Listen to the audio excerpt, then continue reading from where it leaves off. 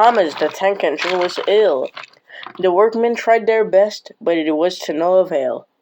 Edward, the blue engine, took him to the works.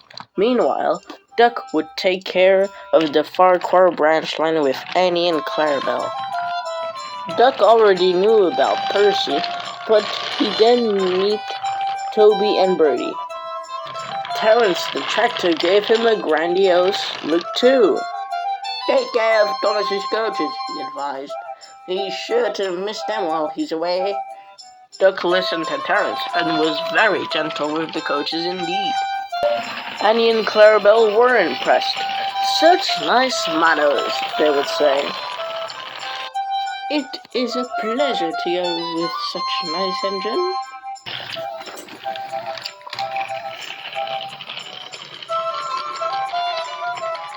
When Thomas came home, Annie and Clarabelle told him how well Duck went, but Thomas was so happy to be back that he forgot to be jealous. The works had left Thomas's handbrake to be very stiff, and it felt like if it was always hard on, when in fact they were not. Almost every day, Thomas went past the platform. Thomas got very embarrassed every time it happened.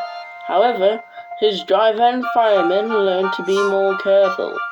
However, one day, Thomas's fireman got ill, and so a relief man had to take his job for the day. One day he had fastened the coupling and joined the driver and the station master until Henry had to come with the passengers. However, the fireman forgot to put the brakes on. "It won't be long now until Henry's here," Thomas said to himself. Henry was starting to approach the station with Thomas, but Thomas's brakes weren't hard on, and he felt his wheels started to move. As Henry started to come close, he tried to stop, but he couldn't without his driver or fireman. He tried to whistle, but couldn't either. Everyone was stranded on the platform as Thomas chuffed away. Henry was confused. "What did I do?"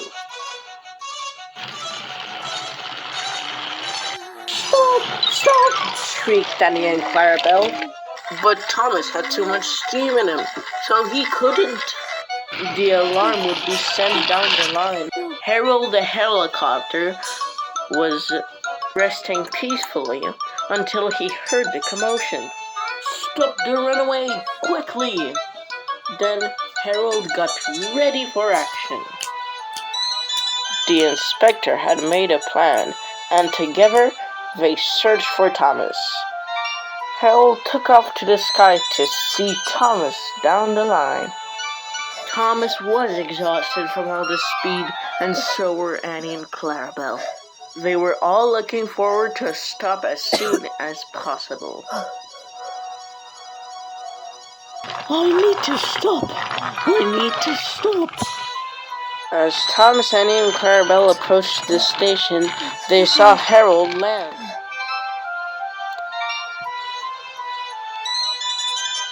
The inspector jumped on the platform safely, and since Thomas was going slow, he could come on his platform.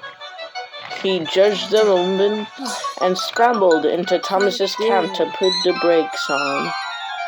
At last, Thomas stopped, right in front of Harold. Thomas, the coaches, and the inspector were all very relieved and thanked Harold the helicopter. "No problem at all, chaps. Glad to be in service.